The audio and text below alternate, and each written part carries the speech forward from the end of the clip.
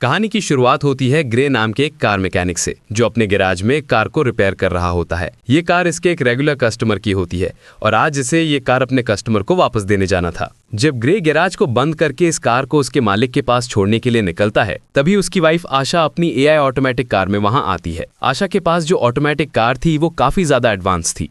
ये कार बिना steering wheel पकड़े इंसान को सिर्फ वॉइस मैसेज पर उसकी लोकेशन तक पहुंचा देती थी। लेकिन ग्रे को एआई टेक्नोलॉजी बिल्कुल भी पसंद नहीं है। उसका मानना था कि ये रोबोटिक मशीन्स आगे जाकर इंसानों के लिए बहुत बड़ा खतरा बनेंगी। लेकिन दूसरी तरफ ग्रे की वाइफ आशा एक बहुत ही बड़ी एआई टेक कंपनी में काम करती थी। इन दोनों की सोच में जमीन आसमान का फर्क था, लेकिन फिर भी ये दोनों एक दूसरे से बहुत ज्यादा प्यार करते थे। ग्रे अपनी वाइफ आशा से कहता है, चलो आज मैं तुम्हें किसी से मिलवाता हूँ। मेरा एक रेगुलर कस्टमर है जिसकी कार मैंने ठीक कर ली है और अब मुझे उसे उसकी कार वापस करनी है। आशा पहले तो वहां जाने से इनकार करती है, लेकिन ग्रे के बार बार कहने पर वो वहां जाने के लिए राजी हो जाती है। मगर ग्रे को पता नहीं होता कि आशा को वहां ले जाकर ये अपनी लाइफ की सबसे बड़ी गलती कर रहा है। उसके बाद ये दोनों उसी कस्टमर की कार में बैठकर उसके घर की तरफ निकल पड़ते हैं और आशा की ऑटोमेटिक कार भी उनके पीछे आ रही होती है, ताकि जब ग्रे अपने कस्टमर को उसकी कार उसके हवाले कर दे तो ये लोग अपनी ऑटोमेटिक कार में घर को वापस आ सके। वहां पहुंचने पर ग्रे अपनी वाइफ को एक आदमी एरन से मिलवाता है। तब ग्रे की वाइफ इसे देखकर काफी हैरान रह जाती है, क्योंकि एरन एक बहुत बड़ी टेक कंपनी का मालिक था। उसकी कंपनी एआई ऑटोमेटिक चीजें बनाती थी। यहाँ आशा अपने हस्बैंड ग्रे से कहती है, तुमने मुझे पहले क्यों नहीं बताया कि तुम मुझे एरन से मिलवाने ला रहे हो। असल में एरन ही ग्रे का रेगुलर कस्टमर था, लेकिन यहाँ हम देखते हैं कि एरन का नेचर थोड़ा अजीब सा था। उसे ये भी नहीं पता था कि जब किसी से मिलते हैं तो किस तरीके से मिला जाता है। आशा एरन से कहती है, मैं भी एक एआई टेक कंपनी में काम करती हूं जो जल्द ही तुम्हारी कंपनी के बराबर में आ जाएगी। जिस पर एरन मुस्कुराते हुए कहता है, ऐसा कभी नहीं हो सकता, चलो दिखाता हूं क्यों। और फिर एरन उन दोनों को अपनी लैब में ले गया। वहां एरन ने खुद का बनाया हुआ एक स्पेशल चिप बताया, जो कि एक एआई यानी आर्टिफिशियल इंटेलिजेंस चिप थी, और उस चिप को उसने नाम दिया था स्टेम। वो बताता है कि ये चिप कुछ भी कर सकती है, क्योंकि इसमें बहुत सारे पावर्स हैं और इस तेज दिमाग आज तक किसी ने भी नहीं बनाया। इस इन्वेंशन को देखने के बाद ग्रे और उसकी वाइफ अपनी इलेक्ट्रिक कार से घर वापस जा रहे होते हैं। कार ऑटोमेटिक मोड पर थी। आशा और ग्रे गाड़ी के पिछले सीट में रोमांस में मशरूफ थे, लेकिन तभी अचानक से उनकी कार अपने रास्ते से भटककर दूसरे रास्ते पर चलने लगती है। ग्रे ये नोटिस कर लेता है कि कार वहां पर नहीं जा रही जहां उसे जाना चाहिए। तब ग्रे की वाइफ अपनी कार को वापस घर के रास्ते पर चलने के लिए कहती हैं, लेकिन वो कार कहती है कि सिस्टम में कोई खराबी आ गई है। ग्रे मैनुअली कार की ब्रेक दबाकर उसे रोकने की कोशिश करता है, जिससे कार रुकती नहीं बल्कि उसकी स्पीड और ज़्यादा बढ़ जाती है। ये दोनों कार को रोकने की काफ़ी कोशिश करते हैं, लेकिन कार को नहीं रोक पाते, जिसकी वजह से उनकी कार स्पीड ब्रेकर से टकरा जाती है और उलट जाती है। लकीली इस एक्सीडेंट में इन दोनों को ज़्यादा चोटें नहीं आती हैं और ये दोनों बच जाते हैं। ये लोग कार से निकलने की कोशिश कर रहे होते हैं कि तभी वहाँ पर एक गाड़ी आकर रुकती है, जिसमें से 4 लोग बाहर आते हैं और वो इन दोनों को कार से बाहर निकालकर पकड़ लेते हैं। उसी जगह पर एक पुलिस ड्रोन कैमरा भी ऊपर से सब कुछ शूट कर रहा होता है। उन 4 लोगों को पहचानने की कोशिश कर रहा था, लेकिन ड्रोन उन्हें नहीं पहचान पाता। यहाँ ग्रे को लगता है कि शायद ये लोग चोर हैं। वो उन लोगों से कहता है, प्लीज़ हमें छोड़ दो और बदले में तुम बेशक हमारी गाड़ी, पैसे, सब कुछ ले लो। लेकिन वो लोग ग्रे की कोई बात नहीं सुनते और उनमें से एक आदमी ग्रे की वाइफ को शूट कर देता है। ये देखकर ग्रे पूरी तरह से सन्न हो जाता है। ग्रे की आंखों के सामने उसकी दुनिया उजड़ गई। वो तेजी से चीखने लग जाता है। उसके बाद ये लोग ग्रे को पकड़कर पहले उससे खूब मारते हैं और फिर ये लोग ग्रे को भी गर्दन के पीछे गोली मार देते हैं। ये लोग ग्रे और आशा का सारा सामान चोरी करके वहां से चले जाते हैं। ग्रे की सांसें अभी भी चल रही थीं और वो अपनी आंखों के सामने अपनी वाइफ को तड़पता हुआ देख रहा था, लेकिन ग्रे कुछ भी नहीं कर पा रहा था, क्योंकि उसकी बॉडी का कोई भी पार्ट नहीं हिल पा रहा था। और फिर ग्रे की आंखों के सामने उसकी वाइफ की मौत हो जाती है। कुछ देर बाद वहां पर पुलिस आ पहुंची। उन्होंने आशा की बॉडी को पोस्टमार्टम के लिए भेज दिया और ग्रे को हॉस्पिटल में एडमिट कर दिया। हॉस्पिटल में 3 महीनों तक इलाज चलने के बाद ग्रे की जान तो बच गई, लेकिन अब वो चलने के काबिल नहीं था। गर्दन के नीचे गोली लगने की वजह से उसका स्पाइनल कोड टूट गया। कंधे से नीचे उसका पूरा जिस्म पैरालाइज्ड हो गया और फिर 3 महीनों बाद ग्रे को घर वापस लाया जाता है। और यहाँ पर ग्रे व्हील चेयर पर होता है, क्योंकि उसके सिर के अलावा पूरी बॉडी बेजान थी। अब ग्रे कोई भी काम नहीं कर सकता था, इसीलिए उसका काम करने के लिए उसके घर पर एक रोबोट मशीन थी जो उसका सारा काम करती थी और उसकी मदर उसका ख्याल रख रही थी। लेकिन ग्रे के लिए अब जिंदगी बोझ बन चुकी थी। उन 4 किलर्स ने न सिर्फ उसकी वाइफ को मार डाला, बल्कि उसकी जिंदगी उजाड़ दी। वो बदले की आग में जल रहा था। बस ग्रे के पास एक ही उम्मीद बची थी, जिसके सहारे वो जी रहा था। वो अपनी वाइफ के किलर्स को जल्द से जल्द जेल की सलाखों के पीछे देखना चाहता था, इसीलिए वो पुलिस स्टेशन जाता है। पुलिस स्टेशन में ग्रे उनसे अपनी वाइफ के किलर्स के बारे में पूछता है, तो डिटेक्टिव कहती हैं कि इनमें से अभी तक किसी का भी पता नहीं चल पाया। वहां हमारे पुलिस का ड्रोन कैमरा तो मौजूद था, लेकिन फुटेज धुंधली थी, जिससे कातिलों का पता नहीं चल पा रहा है और पुलिस अब और इन्वेस्टिगेशन कर रही है। हम बहुत जल्द इन्हें ढूंढ लेंगे। तब ग्रे ये सुनकर काफी ज्यादा डिसअपॉइंट हो जाता है, क्योंकि काफी टाइम से ग्रे पुलिस से बस यही सुनता आ रहा था कि हम इन्वेस्टिगेशन कर रहे हैं। अब ग्रे पूरी तरह से हिम्मत हार चुका था और वो इस तरह से जीना भी नहीं चाहता था, क्योंकि उसकी जो उम्मीद थी अपनी वाइफ के कातिलों को जेल की सलाखों के पीछे देखने की, समझ आ वो गया उसे था कि अधूरी पुलिस नजर उन आने 4 लगी। कातिलों को कभी नहीं पकड़ पाएगी, इसीलिए अब वो खुद को मारने की सोचने लगा। ग्रे वहां पर मौजूद रोबोट मशीन की मदद से मेडिसिन का ओवरडोज ले लेता है, जिससे वो बेहोश हो गया। अच्छी बात यह थी कि उसके घर पर लगे एआई सिस्टम ने वक्त पर एम्बुलेंस को फोन कर दिया, जिससे ग्रे की जान बच गई। और यहां ग्रे से मिलने उसका वही रेगुलर कस्टमर एरन आता है। वो ग्रे से कहता है, मुझे तुम्हारी ये हालत देख के बहुत बुरा लग रहा है। एरन ग्रे को दोबारा अपने पैरों पर खड़ा होकर जीने की उम्मीद देता है और कहता है, ग्रे, क्या तुम्हें याद है मैंने तुम्हें एक बार एक पावरफुल एआई चिप दिखाई थी। अगर तुम उसे अपनी बॉडी के अंदर लगा दूं तो तुम एक बार फिर से चलने के काबिल हो जाओगे, साथ ही साथ बहुत ज्यादा पावरफुल भी हो जाओगे। लेकिन ग्रे एरन की इस ऑफर से इनकार कर देता है। ग्रे कहता है, अब मैं ये जिंदगी नहीं जीना चाहता। तब एरन उससे कहता है, सोच लो ग्रे, ये चिप तुम्हारी वाइफ को तो जिंदा नहीं कर सकती, लेकिन तुम्हें एक बार फिर जीने का मौका दे सकती है। अगर तुम्हारी वाइफ भी जिंदा होती तो वो भी यही चाहती। ये बात ग्रे के दिमाग को टच कर गई। वो सोचने लगा कि अगर मैं ठीक हो गया तो अपनी वाइफ का बदला ले सकूंगा। इसीलिए वो एरन की बात मान जाता है। अब यहां पर हम ये जान पाते हैं कि एरन को ग्रे से कोई हमदर्दी नहीं थी। वो बस ग्रे के पास अपने मकसद के लिए ही आया था, क्योंकि वो अपनी एआई चिप को किसी की भी बॉडी में इंसर्ट करना चाहता था। वो चेक करना चाहता था कि उसका इन्वेंशन सक्सेसफुल है भी या फिर नहीं। इसीलिए एरन वो चिप ग्रे की बॉडी में डालकर सीक्रेटली एक्सपेरिमेंट करना चाहता है, क्योंकि गवर्नमेंट इस तरह के एक्सपेरिमेंट करने की इजाजत नहीं देती। अगले सीन में हम देखते हैं कि एरन अपने घर में ग्रे की बॉडी पर एक्सपेरिमेंट कर रहा होता है। यहाँ ग्रे की स्पाइनल कॉर्ड में वो चिप इम्प्लांट की जाती है। वो चिप सीधा ग्रे के दिमाग से जुड़ गई। ऑपरेशन के कुछ घंटे बाद ग्रे को होश आता है तो डॉक्टर उसके हाथ और पांव को मूव करने की कोशिश करती है और ये चेक करती है कि क्या ग्रे अपने हाथ और पांव को अब महसूस कर पा रहा है या फिर नहीं। तब ग्रे की हालत देखकर वो लोग समझ जाते हैं कि चिप ने ग्रे की बॉडी पर असर नहीं किया। एरन बहुत ज्यादा मायूस हो जाता है, क्योंकि उसके इतने सालों की मेहनत जाया हो गई थी। लेकिन तभी ग्रे अपने हाथों को मूव करने लगता है। ये देखकर वो लोग हैरान रह जाते हैं और अब ग्रे अपने दोनों हाथों को मूव कर पा रहा था। और फिर देखते ही देखते ग्रे अपने दोनों पैरों पर खड़ा हो जाता है। खुद को ठीक होता देखकर ग्रे बहुत ज्यादा खुश हो जाता है। अब वो पहले से भी ज्यादा पावरफुल खुद को फील करने लगा। एरन भी अपनी एक्सपेरिमेंट को सक्सेसफुल होता देखकर काफी खुश हो जाता है। फिर यहाँ पर एरन ग्रे से कॉन्ट्रैक्ट पर साइन करवाता है, जिसमें वो किसी को भी नहीं बताएगा कि वो चल सकता है। उसे सबकी नजरों में पैरालाइज्ड बनकर रहना होगा, क्योंकि अगर गवर्नमेंट को पता चला कि ग्रे चिप के जरिए दोबारा से चल पा रहा है तो एरन को अरेस्ट कर लिया जाएगा और ग्रे की बॉडी से उस चिप को निकाल लिया जाएगा, क्योंकि उस चिप को किसी की बॉडी में इंजेक्ट करना इलीगल है। उसके बाद ग्रे अपने व्हीलचेयर पर बैठकर घर आ जाता है। यहाँ उसे पता चलता है कि उसके लिए डिटेक्टिव का भेजा एक पैकेज आया है, जिसमें ग्रे की वाइफ की पोस्टमार्टम रिपोर्ट और उसके केस से रिलेटेड कुछ इन्फॉर्मेशन थी। ग्रे उस दिन पुलिस ड्रोन से रिकॉर्ड की गई फुटेज देखने लगा, लेकिन फुटेज क्लियर नहीं थी, इसलिए ग्रे को किलर्स के बारे में कोई जानकारी नहीं मिल पाई। वो मायूसी में ड्रिंक करने लग जाता है। तभी अचानक उसे एक आवाज आई, क्या तुमने फुटेज में एक चीज नोटिस की? ये आवाज सुनकर ग्रे यहां वहां देखने लगा, लेकिन उसे कोई भी नजर नहीं आया। ग्रे घबराकर बोला, कौन है, सामने आओ। तभी फिर से एक आवाज आई, शांत हो जाओ ग्रे, मैं तुम्हारे अंदर की वो एआई चिप हूं, वही सिस्टम जो तुम्हारी बॉडी चला रहा है। यहां पर ग्रे सोचता है कि शायद वो पागल हो गया है, जिस पर वो चिप कहती है, नहीं ग्रे, तुम पागल नहीं हुए हो। ऑपरेशन के दिन के बाद मैं तुम्हारे साथ हूं, तुम जो देख सकते हो वो मैं भी देख सकती हूं। जिस पर ग्रे ने पूछा कि क्या तुम्हें और कोई सुन सकता है? चिप ने जवाब दिया, नहीं, मुझे सिर्फ तुम ही सुन सकते हो। यहां पर वो चिप ग्रे की हेल्प करने की कोशिश करती है, ताकि ड्रोन की मदद से ग्रे को पता चल सके कि उसकी वाइफ को मारने वाले लोग कौन थे। ग्रे के साथ यहाँ पर वो चिप भी सब कुछ देख पा रही की थी। तरफ करती है और कहती है, देखो ग्रे, इन चारों में से एक की बॉडी पर टट्टू बना हुआ है, लेकिन ये टट्टू बिल्कुल भी क्लियर नहीं दिख रहा था। इसलिए ग्रे बोला, ये तो बहुत ज्यादा ब्लर है, इसे मैं देख नहीं सकता। जिस पर वो चिप कहती है, तुम्हें नहीं दिख रहा, पर मैं तो देख सकती हूँ। मैं इस टट्टू का एक क्लियर इमेज बना सकती हूँ, बस तुम एक पेपर और पेंसिल उठा लो। ग्रे के पेपर और पेंसिल उठाने के बाद चिप ग्रे के हाथ की मदद से बिल्कुल परफेक्ट वही टट्टू बना लेती है। और जब ग्रे उस टट्टू को देखता है तो पता चलता है कि ये एक मिलिट्री टट्टू है। रिसर्च करने के बाद ग्रे को उस टट्टू वाले आदमी के बारे में पता चल जाता है। ग्रे हैरान रह जाता है कि उस चिप ने तो कुछ ही मिनटों में उस कातिल का टट्टू और एड्रेस निकाल कर दे दिया, जो कि पुलिस कई महीनों से इन्वेस्टिगेशन करने के बावजूद भी उन कातिलों को ढूंढ नहीं पाई। ग्रे बहुत खुश हो जाता है क्योंकि उसे अपनी वाइफ के किलर्स में से एक किलर का पता चल चुका था।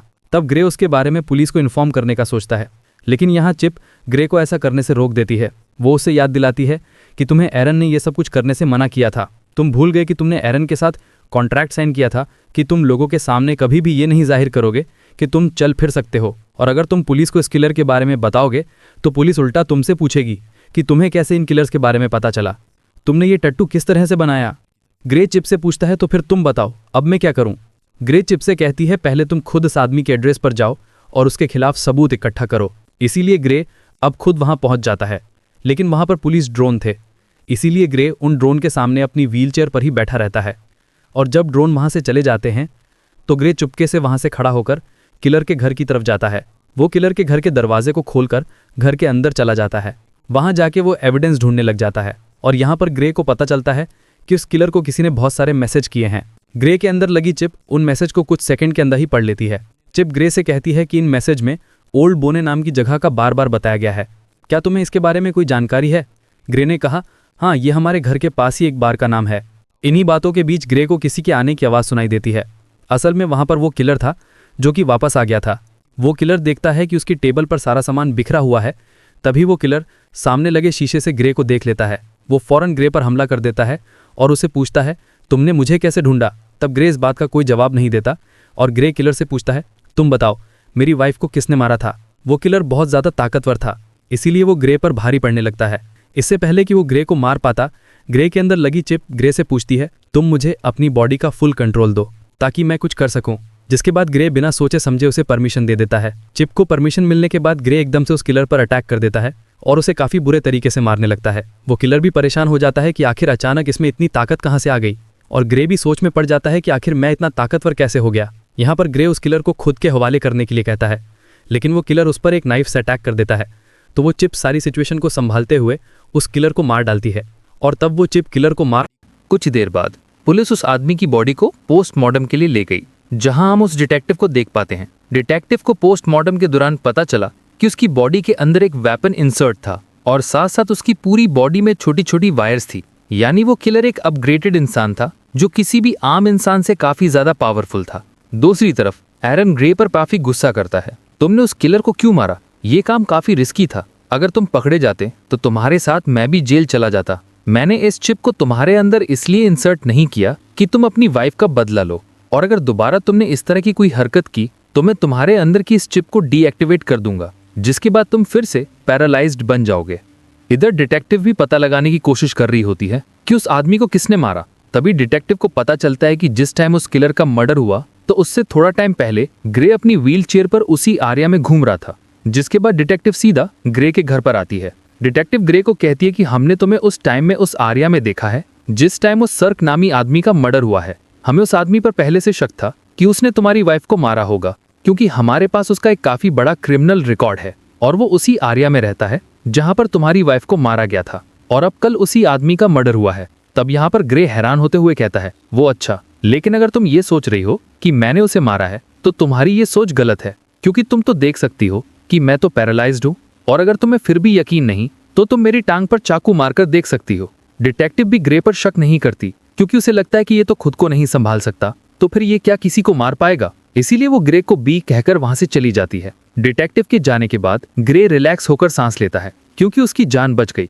इसके बाद ग्रे चिप से पूछता है कि अब आगे क्या करना है, तो वो चिप ग्रे को ओल्ड बोने बार में जाने का कहती है। वो चिप कहती है, याद है हमें उस किलर के घर से मैसेज में कई दफा इस बार के बारे में बताया गया था, हमें वहां पर जाना चाहिए, शायद तुम्हें वहां कोई क्लू मिल जाए। इसके बाद हम देखते हैं कि ग्रे उसी बार में जाता है। ये बार बहुत ज्यादा खतरनाक थी, सब के सब वहां पर गुंडे बैठे हुए थे। ग्रे यहाँ आकर ऊंची आवाज से कहता है, मैं कुछ दिन पहले सर्क नाम के एक आदमी को मार चुका हूँ, लेकिन मुझे पता है कि उसके साथ 3 लोग और भी थे जिन्होंने मेरी वाइफ को मार डाला। अगर कोई भी सर्क के साथ इस मर्डर में शामिल था तो वो अपना हाथ उठाए। ये सुनकर सब ग्रे पर हंस पड़ते हैं। तभी टोलन नाम का एक लंबे कद का आदमी उठा और उसने ग्रे से कहा, घर जा बच्चे, वरना मैं तुझे भी तुम्हारी वाइफ के पास पहुंचा दूंगा। ग्रे समझ गया कि टोलन भी मेरी वाइफ को मारने में शामिल था। ग्रे जवाब देता है, पता है मरने से पहले सर्क भी तुम्हारी तरह यही बोल रहा था। ये सुनकर टोलन को बहुत ज्यादा गुस्सा आया। वो अपने आदमियों के साथ ग्रे को अकेले में ले जाकर व्हील चेयर से उठाकर जमीन पर गिरा देते हैं। तब ग्रे उससे पूछता है क्या तुम भी वहां पर उन लोगों के साथ शामिल थे जिन्होंने मेरी वाइफ को मारा था?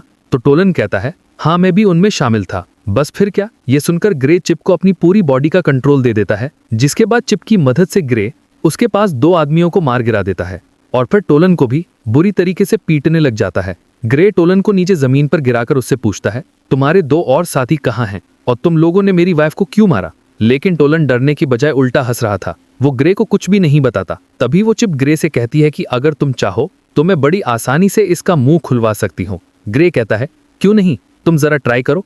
वो चिप उस किलर का फेस पूरी तरह से कट कर देती है। ग्रे पूछता है, अब बता क्यों मारा था मेरी वाइफ को? टोलन की सारी हेकड़ी निकल गई और फौरन उसने कहा, हमें पैसे मिले थे तुम्हारी वाइफ को मारने के लिए और मुझे फिस्क ने पैसे दिए। लेकिन इससे पहले कि ग्रे उसे फिस्क के बारे में कुछ पूछ पाता, वो आदमी वहीं पर मर जाता है। ग्रे गुस्से से चिप से कहता है, मैंने उसे मारने को तो नहीं कहा था, बस तुम्हें सिर्फ इसका मुंह खुलवाना था। तभी ग्रे की नजर उस मरे हुए आदमी के गले में लगी जीन पर पड़ी, जिस पर उसे बनाने वाली कंपनी का बोल्ट नाम लिखा हुआ था। ये देखकर ग्रे को शॉक हुआ, क्योंकि उस कंपनी में ग्रे की वाइफ आशा काम करती थी, यानी आशा के अपने ही कंपनी वाले उसे मरवाना चाहते थे। उधर एरन को पता चल चुका था कि ग्रे ने फिर से किसी की जान ले ली। अब वो जल्दी से चिप को शटडाउन करने की कोशिश कर रहा था। तभी वो चिप ये बात ग्रे को बता देती है कि मुझे एरन शटडाउन करने की कोशिश कर रहा है, इसीलिए हमें जल्द से जल्द कुछ करना होगा। ग्रे बोला, अब क्या करें? तभी वो चिप ग्रे को एक हैकर के बारे में बताती है, ताकि उस हैकर की मदद से एरन की इनपुट को हटा सके, जिससे एरन का होल्ड खत्म हो जाएगा और वो कुछ भी नहीं कर पाएगा। जिससे ग्रे का एक हाथ और एक पांव पैरालाइज हो जाता है। लेकिन इससे पहले कि एरन ग्रे को पूरी तरह से पैरालाइज कर देता, ग्रे हैकर के दरवाजे तक पहुंच जाता है। इसके बाद एरन ग्रे को 100% शटडाउन कर देता है। अब ग्रे पूरी तरह से पैरालाइज हो चुका था। अच्छी बात यह थी कि ग्रे हैकर के दरवाजे तक पहुंचकर नॉक कर चुका था। इसके बाद जेमी नाम का एक हैकर दरवाज़ा खोलता है। ग्रे ने जेमी को कुछ पैसे दिए और जो कुछ चिप ने उसे समझाया था वो उसने हैकर से कहा। हैकर ने ग्रे को घर के अंदर लाया और उसके कोडिंग में काम शुरू कर दिया। तभी हम दूसरी तरफ उस बार में 2 आदमियों को देखते हैं जहां ग्रे ने टोलन को मारा था। उनमें एक तो वही आदमी था जिसने ग्रे की वाइफ को गोली मारी थी और उसी का नाम फिस्क है। अब यहां पर फिस्क बार के ओनर पर गुस्सा करता है क्योंकि ग्रे उसके एक आदमी को मारकर चला गया और बार के ओनर ने कुछ भी नहीं किया। फिस्क उस बार के ओनर को मार देता है। फिस्क अपने साथी को मरा हुआ देखकर बहुत ज्यादा गुस्सा हो जाता है। यहाँ पर फिस्क अपने साथी की आंख में एक पतली सी पिन घुसाता है और उस पिन डिवाइस से फिस्क को सब कुछ पता चलता है और उसे ये भी पता चल जाता है कि इस वक्त ग्रे कहाँ पर है। इसके बाद फिस्क और उसका साथी वहां जाने के लिए निकलते हैं। दूसरी तरफ हैकर ने ग्रे के सिस्टम को फ्री कर दिया। बस अब चिप को सिर्फ रीस्टार्ट करने की देर थी और हैकर ग्रे को बताता है कि कुछ देर बाद तुम्हारे अंडर लगी चिप रिबूट हो जाएगी। तभी वो हैकर देखता है कि 2 लोग यहाँ पर आ रहे हैं और वो 2 लोग थे फिस्क और उसका साथी। इसके बाद फिस्क और उसका साथी दरवाजा तोड़ने की कोशिश करते हैं, जहां पर वो चिप ग्रे की बॉडी में फिर से बूट होने लगती है, जिससे ग्रे का एक हाथ दोबारा काम करने लगता है। यहां पर फिस्क और उसका साथी दरवाजा तोड़कर अंदर आ जाते हैं। अंदर आकर वो दोनों देखते हैं कि ग्रे जमीन पर पैरालाइज पड़ा हुआ है। जैसे ही ये दोनों ग्रे को मारने वाले थे, तभी अचानक ग्रे की बॉडी के अंदर लगी जिप रीस्टार्ट हो जाती है और ग्रे फौरन वहां से भागने लगता है। तब यहाँ पर फिस्क का साथी भी फायरिंग करते हुए उसका पीछा करता है। ग्रे खुद को बचाते हुए ऊपर बिल्डिंग की छत पर चढ़ जाता है। अब आगे जाने का कोई रास्ता नहीं था, इसलिए ग्रे वहीं पर रुक जाता है। यहाँ पर वो चिप अपनी पावर दिखाती है और बड़ी ही बेरहमी से फिस्क के साथी को मार देती है। जब तक फिस्क वहां पर आता है तब तक ग्रे वहां से जा चुका होता है। इसके बाद ग्रे जब अपने घर आता है तो उसकी मदर उसे देख लेती है कि उसकी पूरी बॉडी पर खून लगा हुआ है, साथ ही ग्रे अपने पैरों पर भी खड़ा हुआ है, यानी अब वो पैरालाइज नहीं है। इसके बाद ग्रे अपनी मदर को इस सब के बारे में बता देता है कि वो किस तरह से एरन के चिप की वजह से दोबारा ठीक हो गया है। साथ ही ग्रे अपनी मदर को इस बात को सीक्रेट रखने के लिए भी कहता है। उधर एरन बहुत ज्यादा टेंशन में होता है क्योंकि उसके हाथ से अब ग्रे और वो चिप निकल चुके थे। उस हैकर के इनपुट डालने के बाद एरन उसे ट्रैक नहीं कर पा रहा था। इसके बाद ग्रे की मदर वहां पर आकर उसे बताती है कि वो डिटेक्टिव आई है। यहाँ पर डिटेक्टिव ग्रे से कहती है कि तुम्हारी व्हील चेयर उस जगह से मिली है जहां पर दूसरा मर्डर हुआ है, तुम इस बारे में क्या कहोगे? इस पर ग्रे कहता है, हाँ मैं वहां पर था लेकिन मैंने किसी को नहीं मारा। अब डिटेक्टिव को भी ग्रे पर शक होने लगा था। तब डिटेक्टिव उससे कहती है कि 3 लोग मारे जा चुके हैं और तीनों वही हैं जिन पर हमें शक था कि उन्होंने ही तुम्हारी वाइफ को मारा होगा, और हर बार तुम वहां पर पाए जाते हो जहां पर मर्डर होता है, तो हो सकता है तुम किसी को पैसे देकर ये सारे मर्डर करवा रहे हो। तब ग्रे उससे कहता है, अगर आपको ऐसा लगता है तो आप मेरी कॉल रिकॉर्ड चेक कर सकती हैं। तब यहाँ पर वो डिटेक्टिव कुछ नहीं कह पाती और जाते वक्त वो चुपके से ग्रे की जेब में माइक्रोफोन डालकर चली जाती है। ग्रे को रियलाइज होने लगा कि कातिलों को सजा देने के जुनून में अब वो खुद एक कातिल बन चुका है। ग्रे कहता है, मुझे ये सब कुछ बंद करना करना होगा, तो वो चिप कहती है नहीं ग्रे, हमें इस आखिरी आदमी को मारना होगा जिसका नाम फिस्क है, क्योंकि अगर हमने इसे नहीं मारा तो वो हमें मार देगा। लेकिन ग्रे अब और किसी को नहीं मारना चाहता, इसलिए वो चिप से कहता है बस अब बहुत हो गया, तुम मेरे दिमाग से निकल जाओ। तभी ग्रे की बॉडी अनकंट्रोल होकर पीछे तकिए पर गिर जाती है। ग्रे ने चिप से परेशान होकर पूछा, मैं हिल क्यों नहीं पा रहा हूं? इसके बाद वो चिप ग्रे को कहती है, उस हैकर ने जो कोड मेरे सिस्टम में एंटर किए हैं उसकी वजह से मैं पूरी तरह से आज़ाद हो चुकी हूं। इसका मतलब ये है कि अब वो चिप ग्रे की परमिशन के बिना वो सारे काम कर सकती है। ग्रे, अब मुझे तुम्हारी बॉडी का फुल कंट्रोल मिल चुका है, अब तुम मेरी मर्जी के मुताबिक चलोगे। अगर मैं चाहूं तो तुम अपने हाथ की एक उंगली तक हिला नहीं पाओगे। ये सुनकर ग्रे के गले में सांसें अटक गई।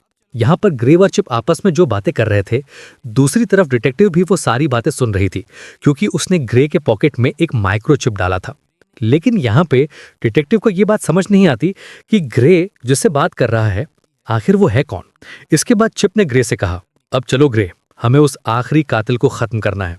अब ग्रे अपनी बॉडी पर पूरी तरह से कंट्रोल खो चुका था, इसलिए चिप उनसे जो कहता वो मानने को तैयार हो जाता है। ग्रे ने गन उठाई और फिस्क को मारने की तैयारी करने लगा। उसकी मदर उसे रोकने की कोशिश करती है, लेकिन वो उसे अनसुना करके गाड़ी में बैठकर निकल पड़ता है। यहाँ पर डिटेक्टिव भी ग्रे का पीछा करने लगती है। इसके बाद ग्रे को अपनी पॉकेट से वो माइक्रोफोन मिल जाता है, तो वो चिप कहती है कि ये माइक्रोफोन जरूर उस डिटेक्टिव ने ही रखा होगा। ग्रे माइक्रोफोन फेंकता है और उससे पता चलता है कि डिटेक्टिव उसका पीछा कर रही है। तब डिटेक्टिव से पीछा छुड़वाने के लिए वो चिप एक इलेक्ट्रिक कार को हैक करके डिटेक्टिव की गाड़ी से एक्सीडेंट करवा देती है, जिससे ये डिटेक्टिव को पीछे छोड़ देते हैं। इसके बाद डिटेक्टिव ग्रे की मदर के पास जाती है और उसे सबके बारे में पूछती है जो वहां पर चल रहा था। उधर ग्रे फिस्क को ढूंढ लेता है और गन पॉइंट पे उसे पूछता है कि मेरी वाइफ को तुमने क्यों मारा, जिस पर फिस्क कहता है हमारा तुम्हारी वाइफ के साथ कोई लेना देना नहीं था, हमारा निशाना सिर्फ तुम थे, हमारा मकसद तुम्हारी रीढ़ की हड्डी काटना था।